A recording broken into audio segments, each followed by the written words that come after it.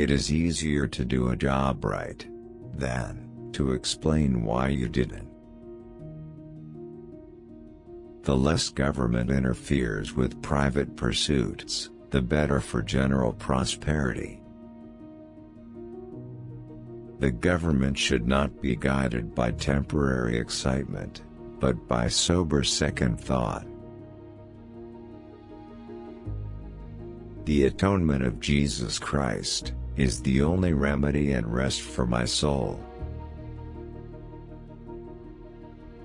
As to the presidency, the two happiest days of my life were those of my entrance upon the office and my surrender of it.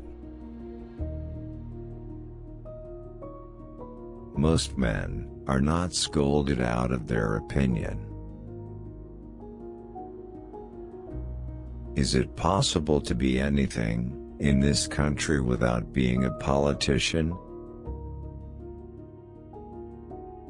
No evil can result from its slavery's inhibition more pernicious than its toleration.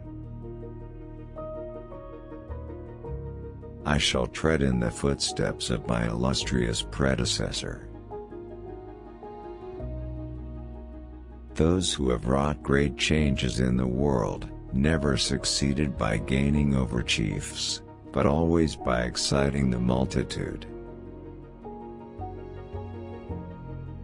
The first is the resource of intrigue and produces only secondary results. The second is the resort of genius and transforms the universe. There is but one reliance.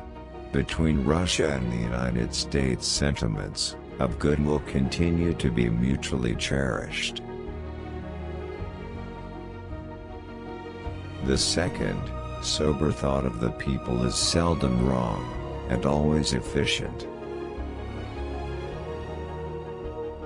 If laws acting upon private interests cannot always be avoided, they should be confined within the narrowest limits, and left wherever possible to the legislatures of the states.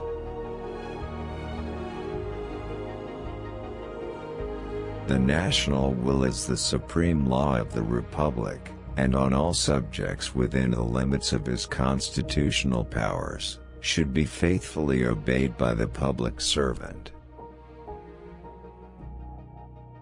I tread in the footsteps of illustrious men, whose superiors it is our happiness to believe are not found on the executive calendar of any country.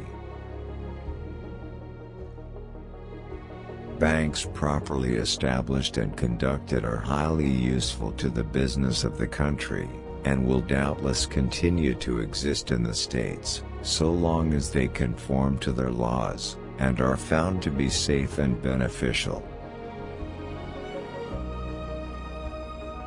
We remain at peace with all nations, and no efforts on my part consistent with the preservation of our rights and the honor of the country shall be spared to maintain a position so consonant to our institutions.